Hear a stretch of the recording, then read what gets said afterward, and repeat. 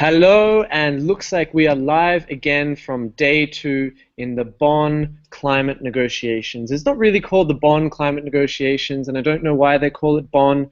Frankly, no one knows where Bonn is. But we're here in Germany, and we're at the climate negotiations with the UN, and they've been talking a lot about climate change. As you can imagine, there's been a few moments of tension, a few moments of happiness and sadness. We're not yet into the tears. They might come flowing through at the end of the week, but we have had a little bit of excitement already, and we'll be filling you in on some of that excitement, especially in regards to health. So, for many people watching on, you would have remembered our webinar back in August. And back in August, we sat down with some of the leading health researchers in the world who were talking about the Lancet Commission on Climate Change and some of the work that's being done around the world to connect the impacts of climate change and on health. And obviously now we recognize that to be one of the key critical aspects of the impacts of climate change. You know, it's going to be potentially the biggest health effect of the 21st century, and as we heard from some people in the past, from Nick Watts from the Global Climate Health Alliance, that it could be the biggest opportunity. So when it comes to opportunities, there's not going to be many, according to some of the people I'm talking to now, if we don't get it as a critical aspect of the UN climate negotiations agreement. That's why we're hanging out today, and that's why I have an all-star cast of medical students, as well as a very, very special guest from the World Medical Association waiting to talk with you all about some of the key impacts of health and why they are working so hard to make sure that health becomes a key aspect of the UN climate negotiations right now and leading up to December in Paris. So, without further ado, let's get into it. If you want to join the conversation, you can join on Twitter, as usual, at the hashtag #CallForClimate. You can also join and ask some questions on the Facebook page. There's already been a number of questions on the Facebook page. It doesn't seem like we have any convergence over Kim Kardashian or Justin Bieber yet, but hopefully we'll get that soon. So jump on there and you can ask any questions you might have, as well as opinions or anything like that, and you can share them there, or if you want to share them on the Google page as well, you can do that. So, lovely to speak to you all today. And let's jump into meeting some of our guests. So first guest off the rank that I'd like to talk to is Samantha de Leon Sautu from Panama, and one of 4 representatives here of the International Federation of Medical Students Associations. It's one of the biggest acronyms we have here at the UN, which is no easy feat.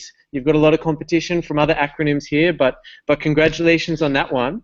So Samantha, we've already seen some of the key impacts of climate change this year, so that might be why you're involved. But why did you originally get involved in the UNFCCC, and why do you think that you wanted to jump into this space as something you wanted to affect change in? Hello, everyone. Glad to be with you today. So I guess I've been related to environmental issues and climate issues since I was a child. My mother is a biologist, and she was always very conscious of all beings.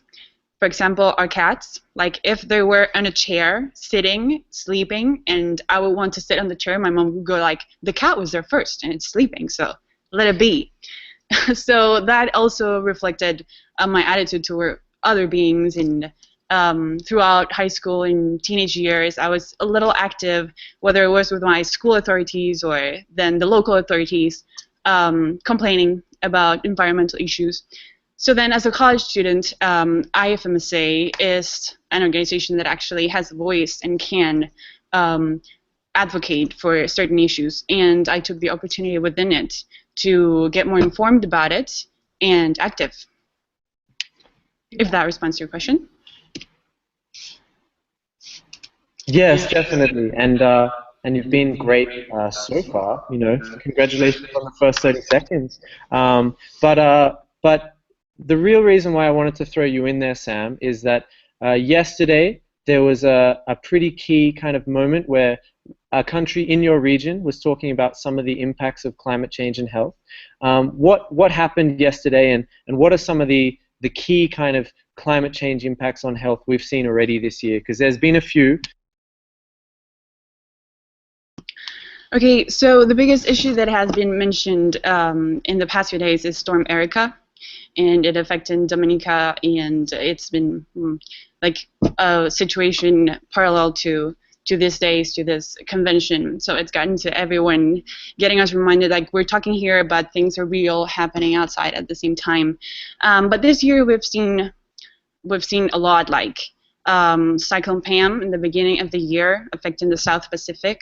We have had the different heat waves everywhere. India, Iran, with more than 4,000 deaths.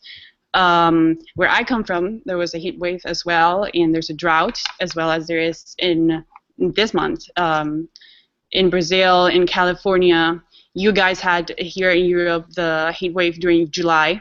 And I also got to be here and sweat a lot while studying climate change, again, reminding me of it. Then we could mention also the Ghana floods and Myanmar floods. I hear there's over 4 million people affected currently on it. So those are some of the events that are currently reminding us why our work is necessary. Gee, it sounds like you could probably talk all day about some of the impacts of climate change. So I might stop you there. And who is that on your right-hand shoulder right now? It looks like we have someone else sitting there behind the acronym behind him. So what's your name on the right-hand side, and why are you here? Yeah, hello everyone. My name is Amr. I'm from Egypt. I'm a fifth-year medical student. Well, actually, global health is not really included in our curriculum in our schools, so I found the opportunity to know more about the broad perspective of health through joining IFMSA, the International Federation and the Same Association. And one of our main focus areas is climate change and its relation to health. So that's why basically I'm here. I've also attended some workshops and some trainings about this relation, so that's it. So Egypt and Panama sitting alongside, that probably doesn't happen every day. And I guess if you could, look at that. If you could maybe kind of add something. I think Sam added a lot of what some people call the direct impacts of health on climate change. But there are some indirect ones we heard about in August. Could you kind of expand? Has there been other kind of indirect health impacts of climate change this year as well? Yeah, that's true. Actually, there are many indirect effects which not everyone can recognize from climate change on health, as climate change can really affect the ecosystem, the social system, the economic system, which really affect our health. For example, for the ecosystem, this will affect the agriculture and affect the food security, the water security, and it happens in many areas in Africa, I think, in the last years. The same for the social structures, as we are expecting to have around 200 million climate refugees by 2050, which means a lot of civil conflicts, interpersonal conflicts, and many poverty problems and slum urbanizations of the cities, and also the climate change has indirect effect on the mental health for causing depression and a lot of post-traumatic effects on people, psychic effect. Yeah. So yeah, indirect effect is also important of climate change on health. Speaking of post-traumatic effects of kind of the health burden, I'm wondering if you were stuck, and this is a bit outside of the scope that you might be thinking of my next question, but if you were stuck on an abandoned island, who do you think would give you more post-traumatic health impacts? Would it be Justin Bieber or Kim Kardashian? Kim Kardashian. Really? Oh, I don't know about that. I'm hoping I'm going to be asking all of the candidates today the same question, because I think it's just about as important as climate change and health. And I'm hoping there's a few I guess what we'd call unbelievers out there as well who might be interested in throwing his name into the mix.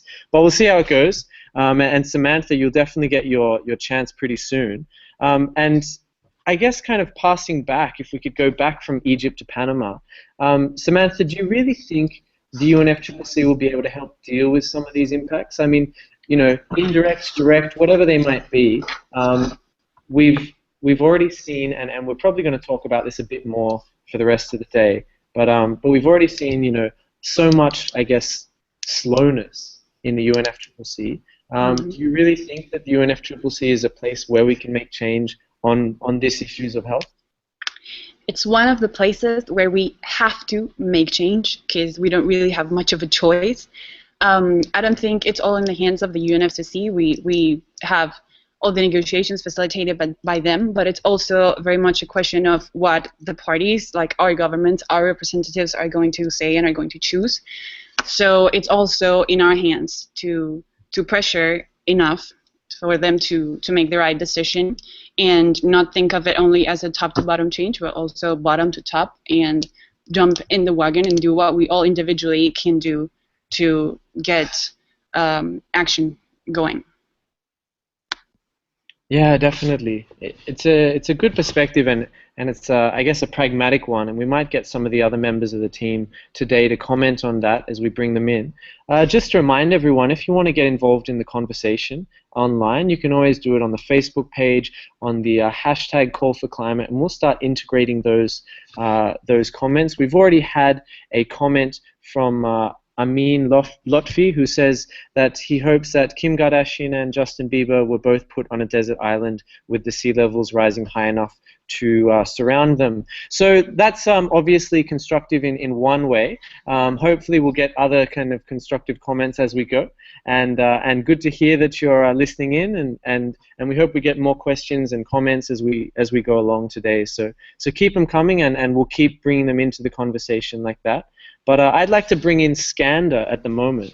So Skander is sitting there. I'm just putting him on screen now, and he's obviously right behind, well, in between the M and the S, it seems. So right now he's IFA. But Skander, you actually are kind of been involved in IFMZA for a little while. So can you tell us what are some of the biggest things that IFMZA has done in the past? Okay, so can you hear me? Yeah. So just to start with introducing myself, so my name is Skander. I'm a fifth-year medical student in the University of Sousse in Tunisia, and I've been involved in IFMSA for more than 3 years, and mainly in public health. And I'm currently the IFMSA Public Health Director within IFMSA. And in 1 month exactly, so on October 1st, I will start my term as as the liaison officer for public health issues within IFMSA, and hopefully I will be the representative of IFMSA in the climate change discussions, namely within the next ADP and the Conference of Party, the next COP21.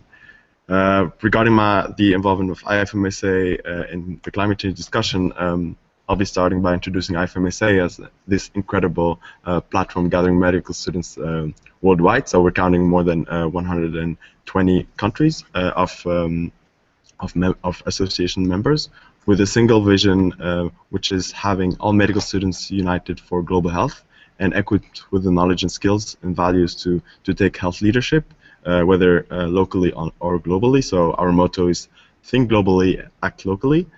And at the international level, we have our team of officials that try to raise awareness on the issues that we see important to tackle, and we believe that we have a certain potential to make a change, whether it is at the short or the long term.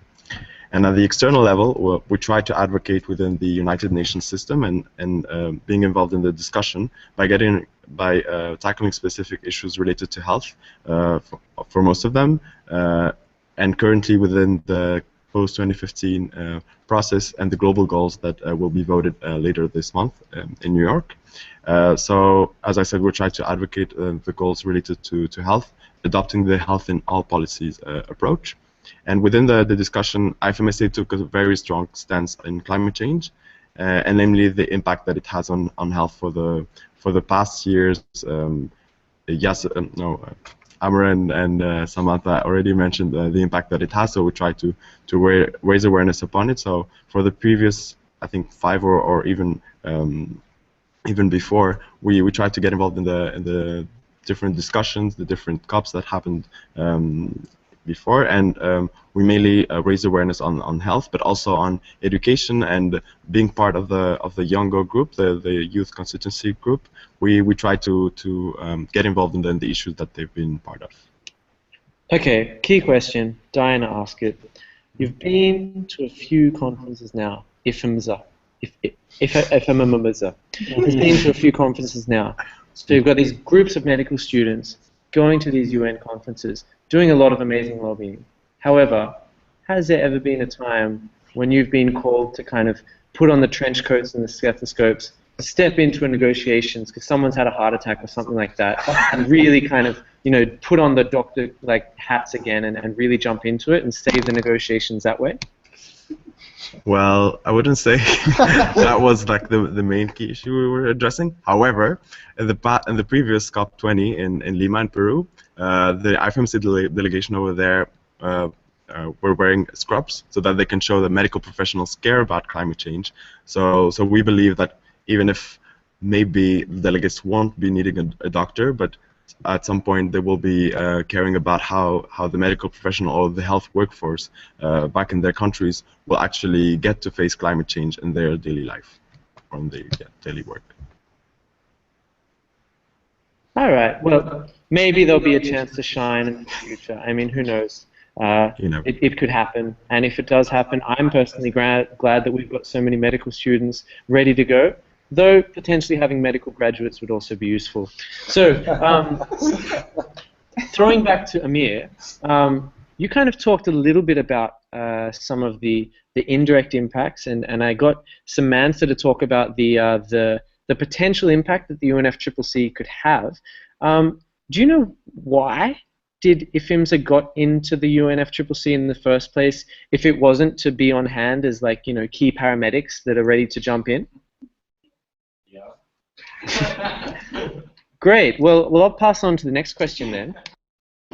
No. Okay. Well, that's a good question. IFMSA have been involved since a while in the climate change discussions. As like we believe that for medical students, the effect of climate change on health should be really a priority for us, because we are representing the physicians of tomorrow. So we really should be like caring about the environment that our patients and our like future generations will be living, as it really affects our work, and we should really call for action, as it's our future.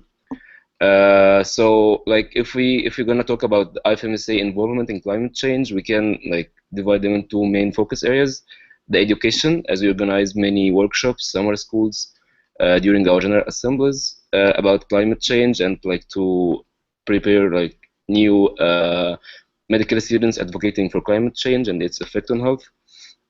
On the other hand, we are working on advocacy for the climate change. We are doing a lot of policy statements in our general assemblies. So like regarding climate change, 1.5 years, we adopted a policy statement in our general assembly where all the countries part of IFMSA voted upon. It's about the climate change and its effect on health. So like, for example, like I'll just say the highlights of IFMSA opinion regarding climate change. We emphasize the fact that climate change is the largest threat to the global health in the 21st century, and it should be in the center of the international negotiations of the climate change. We also like talked about the role of medical students in educating the people about the effect of climate change on health, and that we should take an action by trying to integrate the climate change and health in our medical curriculum to make the new generation of medical students more aware about climate change and its effect on health.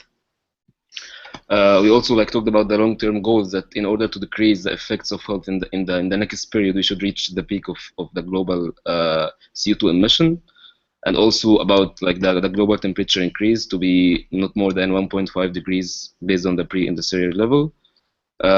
Something else we have in IFMSA, we have a green chart for our like meetings and our conferences. And maybe you can check our website to know more about it. For sure, although I think you did quite enough promotion just then, so I think there's nothing else to read on the website.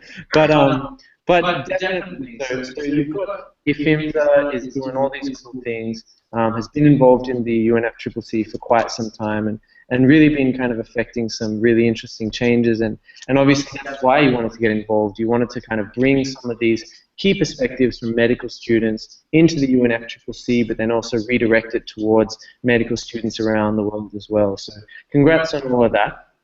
And I might pass over to actually the man who first got me in contact with IFMSA. I first met him when we were hanging out at the UN climate negotiations and doing some pretty key work on trying to get a particular article done and have that article affect some changes, and it did pretty dramatic stuff back in February, and that was a great moment for me. So I kind of remember this guy pretty fondly, and his name's Yassen, and he's sitting over on the right-hand side of your screen. He's up on the screen now, in front of the kind of weird cobra behind him. But Yassen, I've given you a bit of an introduction. So why don't we just dive into the negotiations? What do you think are the key aspects of the negotiations right now? Let's get into why FIMS is here, what you guys are acting on, and how you're affecting the negotiations. So what do you think are the key things that are going on right now, and what do you really want to focus on this week here in Bonn? Thanks, Chris. It's always a pleasure. I think we've had a good introduction so far of basically what IFMSA's position is based on. So that'll basically explain all of what we're doing here and what we've been doing actually if you go back in the ADP sessions even earlier this year. So we're trying to put health back at the center of the agreement that's being negotiated, because if we look all the way back to the convention, health used to be a central issue that we wanted to address. It's something that's clearly recognized from the health field at WHO, knows that health and climate change are linked, and they work on that. However, here on the climate side, that's a bit less obvious. So we want to create those synergies that are required for us to be able to have a strong climate agreement by addressing health in it. And we've been working since December. If we go back, let's say last December, last COP, we've been trying to make sure that health is going to be part of this agreement. So there's been language proposed. It's been included in different documents. Initially, the call that then became the Geneva negotiating text, and health has been in those official documents ever since. And we're trying to discuss with negotiators, with other NGOs, to highlight its importance. Now, above and beyond just having health in the document, what is crucial is to have a strong climate agreement. And that's why we're working with the people here to try to show them the health narrative that can consolidate certain difficult positions. Let's say if we think about the long-term goal, when IFMSA has a position on a long-term goal that has to do with a temperature increase of 1.5 degrees, there's health rationales behind that. And whether obviously having a strong agreement will have good impacts of health, that we've illustrated already. So we're trying to empower people with the necessary tools to use that health argument to push towards those positions. And there's other things obviously like loss and damages, which has a lot of impacts for health, and we want to keep in the agreement. And we've worked a lot with Youngo at these sessions for this. And if we go back to what Skander was illustrating, education is something that's important for us, and we want to basically ensure that the future generation is capable of dealing all of the issues that will come out of the climate change and challenges, including the health issues. So because the agreement that we're talking about, it's not finishing in 5 years. By the time these guys retire, it's not going to be done. We're going to have to take over, and the ones after us are going to have to take over. So we want to make sure that all of that works. Well, it seems like you're certainly dressed, ready to take over. So, I think if anyone needs it, if anyone negotiators are watching right now, Yin is ready to jump in. Yassen, where are you originally from, by the way? I'm from Bulgaria. I was born in Bulgaria, and I've moved to Canada when I was 4. Do you know what's going on with the Bulgarian negotiators? Because I haven't seen them around too often. I haven't met them, in all honesty. At least not in this meeting. I believe I've chatted with them in the past. All right. Well, it sounds like if you ever do, that you'll have a few suggestions for them pretty quickly on hand. And I believe I can't see for sure. That's right. I believe there is someone sitting to your right. And believe it or not, folks, this is our special guest for the day. So her name is Elizabeth Wiley from the US. So obviously we had to have someone from the US here, otherwise they start complaining. But so Elizabeth's here from the World Medical Association. Now Liz, we've heard a lot about IFMS, and you are from an acronym that's slightly easier, WMA. And what's going on with WMA? What's WMA all about? And And do you do similar work with IFIMSA in the negotiations, or is it just like totally different? You're like, no, we start with W, we affect different things. Well, not surprisingly, we don't actually fight. We do work together. But I guess I'll step back and introduce myself. Like you said, my name is Liz. I'm a junior doctor in the United States at the University of Maryland in Baltimore, and also serve as a socio-medical affairs officer for the Junior Doctors Network of the World Medical Association. And I do have to say that I do not officially speak for or represent the WMA in this conversation, but the WMA has fostered a platform for junior doctors called the Junior Doctors Network, which was actually sort of founded by a few IFMSA or IFIMSA alums a few years ago. And it's really to provide kind of the platform for junior doctors globally to ensure that our voices are kind of heard both within the WMA but also sort of beyond. And climate change is certainly one of the many issues that falls under sort of the socio-medical affairs umbrella, and it's an area where the WMA and now the JDN has become quite active over the last several years, with the goal, very consistent with IFIMSA, of ensuring that the health sector is integrated and physicians are engaged in action on climate change. In terms of the relationship between the WMA and IFIMSA, like I mentioned, many of us, especially within the Junior Doctors Network, are recent IFMSA alums. And in the interest of full disclosure, I also serve as the IFIMSA on the IFIMSA Supervising Council with Yassen. Currently, we're finishing up our term. And was a former president of the American Medical Student Association, which is the NMO, the organization that represents the United States in IFIMSA. So there's a lot of... This acronym isn't as easy as it looks, people. I'm telling you what, she's doing well to get through these. This is an incredibly... It's a tongue twister. I guarantee you, I recommend trying it at home. It's really fun. It is, especially with an Australian accent. So the bottom line is that there's quite a bit of collaboration and even overlap between IFIMSA and the Junior Doctors Network. All right. Well then, I guess in your experience, you've had some time with IFIMSA, without IFIMSA, with or without me is running through your mind probably most of the time, and I'm just wondering, in your experience, it sounds like you've been in a few different positions in the past. Do you really think that young people are affecting change here? Do you really think these IFIMSA young kids with all their ideals of all this nonsense and, health is important and nonsense like that, do you really think it's affecting change in the negotiations, or are they just kind of running around with their stethoscopes and, not doing much? Well, we already established they didn't bring them. But with respect to climate change and health, in all seriousness, it really does seem like IFIMSA has had quite an impact over the last few years in particular, having been kind of repeatedly recognized, by the WHO Director General as taking a lead on climate change and health, on really trying to push forward and ensuring, first and foremost, that health is included in any agreement and in the language, but then from there using that as a way to advocate for more ambitious action on climate change. So I do think that they're actually pretty effective, and I think that there's a lot for organized medicine to learn from the work that IFIMSA has done over the last few years in particular, and especially here in UNFCCC processes. Well, awesome to hear, and it's good that they're not just blowing their own horn, and they're actually blowing horns at other people and forcing them to move.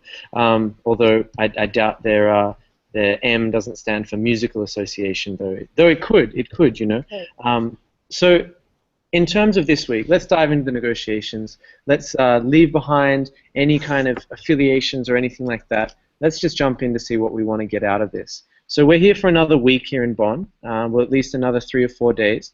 And what, Elizabeth, do you think we can really get out of it? What do you really want to see from this next week in Bonn that we can really see changes on, especially changes that are important for health? Sure. I think that Yassen actually outlined pretty clearly some of the major changes, or in some cases retention of existing language that we'd like to see. So, of course, the recognition of the relationship between climate change and health in the preamble, a long-term goal of 1.5 degrees, among perhaps others, a strong financing mechanism and realization of commitments by parties, and inclusion of loss and damage, I think, would be at the top of the list right now. Well, it definitely sounds like your list's a bit technical, and I hope you achieve them, though I don't necessarily know what all of those really mean. What I do know about is Kim or JB. I know about the islands. I know it can be lonely. Do you want some Kim action, in your ear, or do you want Justin Bieber combing his hair the whole time? So I have to ask a clarifying question first, which is, what is the expectation of what happens on the island? Is it a Hunger Games situation? Is it a procreation type of situation? What are we talking about on the island? I think we're just talking about mental health on the island, and whether your mental health will be able to put up with either one of those personalities, and potentially which one would be less traumatic for yourself. So which one's less traumatic? Well, can I have both? Because then they can torture each other. I think that's going to be hard. I'll talk to both of their managers and see what we can do about deserted island Kim versus JB. But you obviously would be able to offer some pretty good first aid if anything did happen and potentially intervene. So we'll see. I guess let's keep diving into these negotiations, and let's go a little bit regional right now. So I might actually pass back to Samantha. So you talked a little bit about Dominica before, and just to clarify, that was Dominica and not Dominican Republic. And they are some of the biggest supporters of health around the world, I think, coming out of Latin America, really. So can you talk a little bit about why they are such big supporters, or am I wrong? Are they simply talking the talk and not really putting it back at home? And do you find any of this really hitting home in Panama? Okay, so I'm glad you think that. It makes me feel proud. Kind of hard to leave the regional feelings out. I don't know if I would say, as you said, that it's like the most important supporters, but we're definitely in there, along with maybe Switzerland, who have heard the commitments or the support verbally. I don't know if it's much or more, but I can think of a few reasons why we would socially and culturally be more linked to the effects and health of climate change. And this is probably valid for all developing nations, especially around the tropical region. So we're very vulnerable to floods, which are one of our most common extreme events, happening every time worse and every time closer to one another. That's probably one of the reasons why we see how it affects us, maybe, as well as in other parts of the world. We're also vulnerable in other terms, maybe talking about our epidemiology, the fact that we are vulnerable to tropical diseases in a good part of the region, vector-borne diseases, probably are indicators for mother and child health, maternal and child health are not the ones we would like to have, and that shows the effects of climate change a bit more stronger in a region. And then a third factor that I think could also define the words I've heard from people from Latin America, from our representatives, is the indigenous cultures in our lands. They are very, very environmental conscious, and they have a very strong position about it, and they communicate it, and they act on themselves. I can give you an example from my country. One of the indigenous populations who lives in the very coast, they are very organizedly and with a long-term plan moving into different region, as thinking about the sea level rise, for example. So I think they're organized enough to make their voices heard, and I think that's kind of part of our culture also. Really interesting. Linking indigenous strengths and indigenous communities to health is definitely not something that I thought was coming, but really interesting connection, and maybe it's time for FIMSA to add another I, indigenous and international. Oh wait, no, that'd be long. But maybe in practice there can be a little I there, a silent I that seek out a partnership with some indigenous groups, promoting health. But obviously not everyone is a supporter, Not everyone is big on this health, and that's why you're working so hard to try and make sure that it does happen. But Yassen, you've been around a while, and we've seen, both of us seen, some of the big countries blocking health, and I've seen you get a little bit frustrated at times. Not too frustrated that you'd unbutton that top button, but definitely a little bit at times. So who are the big blockers, and why aren't they on the health bandwagon with us? Right now, I wouldn't say that there's, at least I couldn't identify the big blockers at this point in time, because there's been so little substantive negotiations. It's been a lot about procedure, a lot about where we'll put things and when we'll discuss things actually, and the answer is always a bit later. So I couldn't identify them, but I think that the core issue of health within this this policy area is the fact that the people here are not health experts. At least a minority of the negotiators here come from the health field and have an understanding of the health issues firsthand. Some of them have a broad range of expertise and obviously touch upon health. But without that specific knowledge, it's hard to weigh in those health aspects for what they're really worth, because we know from the health field, we know the tremendous impacts in people's life that small health impacts have. Someone who gets respiratory disease at a young age because they're exposed to air pollution, well, the society will end up having the burden of carrying that person's disease throughout that person's lifetime, which is tremendous, even if some diseases are not deadly. So that lack of deep knowledge of health is probably what explains that not everyone's so excited, at least not as excited as we are, obviously, about the health. I think technically there is recognition in the global field of climate change and sustainable development that health is important. If we look, like I mentioned it before, if we look at the convention, health is in the first article. It's side by side by natural ecosystems, socioeconomic systems. So we're recognizing that those three things are very important. Similarly, like in Rio, we recognize that those three, they're named differently, but they're the pillars of sustainable development. Health was one of them. So conceptually, there's an understanding. But then when we actually ask, what are you going to do about that? Well, then we want to keep the text short, so maybe not, and we get those kinds of answers. So I think we can make people eventually realize the centrality of health and the benefits of basically, if we address certain health impacts of climate change, well, we might be free up some resources to address other aspects of climate change, rather than saying that because we're adding a line within the agreement, well, we're diverting resources towards a field that should be in charge of itself. Yeah, and finally, I think one last thing that I would add is, if health is included, there's so much more potential and so much more benefits that could be reaped, that just having us, the large health organization, excited about all of this is beneficial for the climate sector.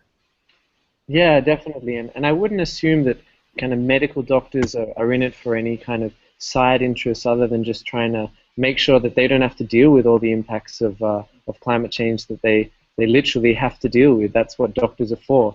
But it's interesting you mentioned the co-benefits, because we had a question about co-benefits just now, and the question was, and Yassen, maybe you're best placed to answer this. Has advocacy on the co-benefits shown some progress here in the negotiations? Has using that framing of co-benefits, and maybe you should explain co-benefits first, but has that been one of the effective tools that you've used to try and move the negotiations maybe in the past? Well, co-benefits, to briefly explain what it is, areas where acting upon health, so bettering people's health, also has a good impact on climate change, or the other way around. Acting on climate change also has a good impact on health. Not necessarily through the impacts of climate change, but the specific action. So let's say you build a city where people are more inclined to bike. Well, they're biking, and that means that they're not taking their car, they're polluting less, so you get less climate change. They're more active, so you get a healthier population. So it's that kind of idea. Now, we have had success, for instance, the argument of the co-benefits was what was initially used when we started approaching this process in December to try to get health first out in the call that would eventually end up in being the negotiation text in Geneva. So that's something that people like, and it appeals to them. Whether it appeals to them enough is the question that we'll try to resolve. But we definitely approach member states and even approach other NGOs and chat about the co-benefits, because those are things that are oftentimes concretely implementable. And to just take on the language from the Lancet Commission report, there are no loss scenarios, or I can't take on the language if I don't know it by heart, but it's basically a policy that you're guaranteed to get benefits. Even if you get only the health benefits, it's worth your buck. So might as well invest in that and then reap also the additional benefits that you get from what happens on the climate sector, or vice versa. Yeah, for sure. And I think you'll find that there's a number of interesting co-benefit reports on climate change, pollution, on renewable energy kind of investment, and therefore kind of what that can mean for health down the road. Because obviously there's some critical research that's being done, and that's being promoted partly by some of the members on this webinar. While we're with kind of Yassen, I might throw over to Elizabeth for one of our other questions. Now, we just had a question, a bit of a clarification. So obviously, climate change going to create hotter weather as one of the many variables that it might create, and that can in turn result in heat waves. So what actually biologically happens during a heat wave that means that people get sick? Why are heat waves dangerous to people's health? And this has been a question that's been asked. Obviously, this is something kind of key to, I guess, the step one of advocacy for climate change and health. Heat waves are the first thing that come to mind. So what actually happens when someone suffers from a heat wave, I guess? Well, so I think that the sort of health manifestations of heat waves can be, once again, kind of direct, like you see a lot of the effects of climate change. So, heat stroke, dehydration are all reasons that people can end up having to seek medical care and can even, die. So that obviously is one scenario. I mean, you also have with heat waves a lot of sort of downstream effects that influence, for example, vector transmission of infectious diseases, and a lot of those sort of associated health effects. But with dehydration and with heat stroke, I mean, there's some very direct physiological effects that ultimately do direct harm to people.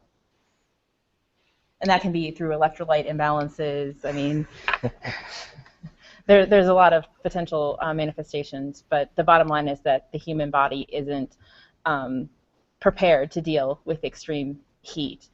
And without, addressing some of the drivers of those types of extreme weather events and extreme heat in around the world, we will certainly see increased morbidity, mortality related directly to the heat, but then once again also related to infectious disease and disasters, etc.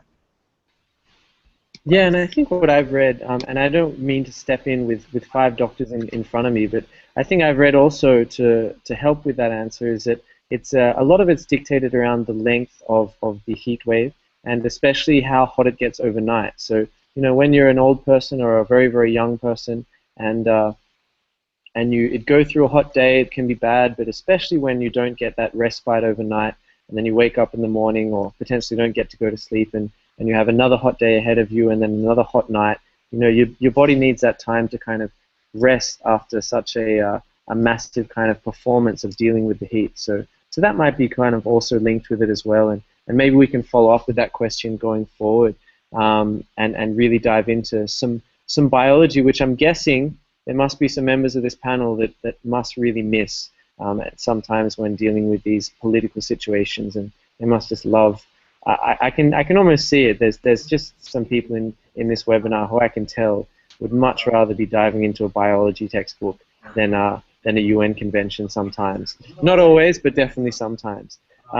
So I guess kind of this has been a really interesting way of framing these negotiations, and we've been talking a lot about what's been going on so far, and why or why not health has been included and such like that. But I might kind of turn to Skander now for one of the final questions of the day. And so in the lead up to Paris, obviously this is why we're all here, but in the lead up to Paris, what do you think the negotiations really need to safeguard health within this agreement? Because obviously we've been talking about health outside of the agreement, but what do we need within this agreement to really make sure that we're protecting ourselves and protecting our future health? So even though I am like this is my first ADP, but I've been aware of how IFMSA has been involved in the previous discussion, but also in relation with the member states that are somehow involved in the inclusion of health within the framework. So I'm trying to catch up with how the discussion has been so far, but also we're trying to get in touch with member states, see especially for the previous member states who have been active in the discussion, and to see if they are still keen on keeping the fight to include health. So currently it's included within the preamble, as Yassen mentioned, and we will get to see get to bring the discussion again, at least to maintain it, and see maybe in the next ADP or again in Paris. We don't know how it's going to move forward, if they're going to still use a co-chair tool or moving forward with the agreement. So we are counting on a growing involvement from a couple of member states, and keep track if some others might join the right, so that we try to get support, or maybe try to give some suggestions, so that there's a clear inclusion of health, and yeah, see how it will lead. And we believe that apart from the health inclusion, the direct one, it is already mentioned indirectly, whether it is in relation to human rights, to capacity building, or hopefully within the next discussion within loss and damage. And the main aim at the end is to get through a consensus, because it's not always black or white, even though it's like not that much easier to understand for them as it is for us. Yeah, definitely, and I guess these negotiators are dealing with a lot of different things at once, so that might be one of the reasons. Health might just be something that's not really on their radar, and that's why so many young people here, as you can see in front of me, are working so hard to try and make sure it is. I guess let's go back to some of the questions that we've been getting from people watching online, and like I said, this is potentially some of the last chances to ask questions. We're almost wrapping up the hour, and it's been a great discussion, and all of these members will be kind of available online to kind of comment and answer some more questions that we don't get to answer today. But we had a recent question that I'd really like to throw maybe to Samantha or to Amir. Amir, you haven't kind of been involved for a little bit, but we have a question about adaptation, and obviously this is the key part of health. So mitigation is to try and make sure we don't have more problems that we already have. Including health directly into the text is really important, because it might spur on a number of other actions. And one of those key actions is considering health as a critical part of adaptation. So we have a question from Diamanti, who's talking about some really kind of critical impacts of health and climate change, and really concerned about adaptation. So she would like to ask that as a medical student, what would you say is kind of, what would you think about in relation to the current text and the current discussion on adaptation measures? And what do you think we really need to do to improve communal resilience, especially in some areas outside of the big cities of the world and where people might not have as easy access to the internet and computers and electricity even and such like that? What do we really need to do in these negotiations and outside to try and improve adaptation and the ability of communities around the world to be more resilient in the face of climate change? Or, sorry, like you mean to make the societies more resilient for the health effects of climate change? Okay, so first we can like provide medical services to as much tropical areas as we can, the areas that are more vulnerable for the climate change effects and the health effects. So more medical services, more hospitals, training more medical personnel to be able to face any challenges or any troubles happening, which actually are happening these days from time to time, and maybe the rate will increase in the next period. So I think this is mainly done by the WHO, the World Health Organizations, and some other medical organizations which are working for the disaster risk management, and like maybe some more urban planning for the countries, especially in the tropical area, the countries which are near the seas or the vulnerable for more floods or more like agricultural troubles or stuff like this, food security, food insecurity, or water insecurity. Yeah, that's, and like something else is, as we said, one of our IFMSA focus areas regarding this discussions is more education for the medical students about the how can we cope with the effects of the climate change on health, and to be more aware of these challenges and how can they like face it in the proper way. Sure, Sam, can you kind of dive into any of those strategies, or maybe something that you think, especially coming from Panama, something that you think could really help communities in Panama in terms of dealing with some of those health effects that you were mentioning before? Okay, so I don't think that at this point we can really make like a plan for health strategies that are going to help us mitigate, but we can definitely include the legal basis that are eventually going to allow us to implement these measures in the text. And the way to include that in the text, I think we agree with the WHO that the dream situation would be to have the health concerns addressed in all of the main chapters of the document, be it capacity building, be it implementation, be it the preamble, the objective, so that eventually we can make sure that there will be a investment, for example, in research. That's another thing that we can add there. There's still tropical diseases need a lot of research to be done to be able to find solutions. For our region, I think capacity building is also one of the biggest areas that we need to work on, as well as urban planning, as he mentioned, and disaster management for as long as we're vulnerable as we are right now. Maybe if I jump into that topic, just to reinforce certain of the points that were brought in by Amr and Sam, I think there's also the adaptation for the health sector is not necessarily to be seen as very different from generally how adaptation works.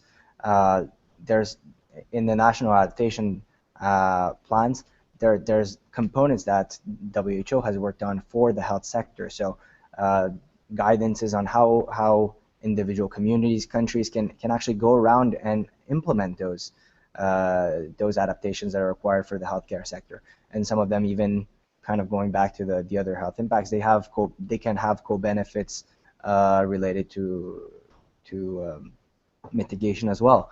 If we think, for instance, adaptation in sectors where healthcare delivery doesn't have sustainable access to energy, we can think of solutions that basically make the system more resilient in terms of guaranteeing energy all day round, all year round, and making it resistant to, for instance, natural disasters if facilities that are remote become self-sufficient through sustainable technology. That's just throwing a single example out there. But generally speaking, those adaptation plans require a bit like we were saying, the necessary research and the necessary knowledge gathering for people to be to identify the areas where they need to adapt, and it's very, very different when you go around the world. And this is something that was highlighted.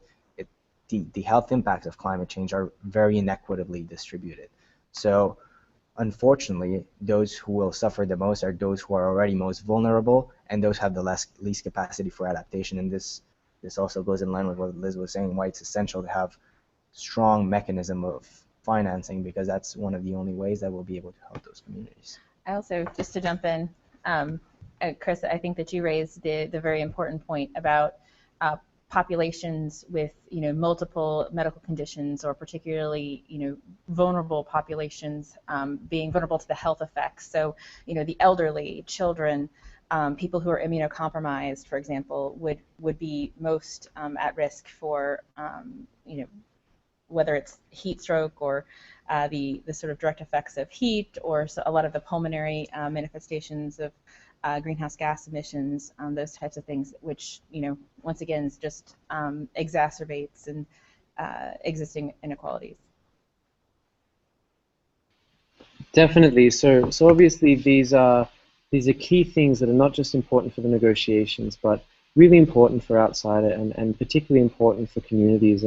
And also, kind of thinking back on this webinar, I think back to what Samantha was mentioning about indigenous communities in Panama, and I guess that's a key example of one of the more vulnerable community sectors around the world. You have indigenous communities living in highly remote areas, whereby while they've been able to build up resilience throughout throughout their histories and throughout kind of millennia, if you like, for many of these indigenous communities, you're now facing variables that they've never experienced before, and they've certainly not responsible for. So it's communities such as that. It's communities in urban areas. It's really communities all over the world, as we saw with some of the staggering numbers of heat deaths, of cyclone deaths, of all of these other kind of horrible impacts of climate change.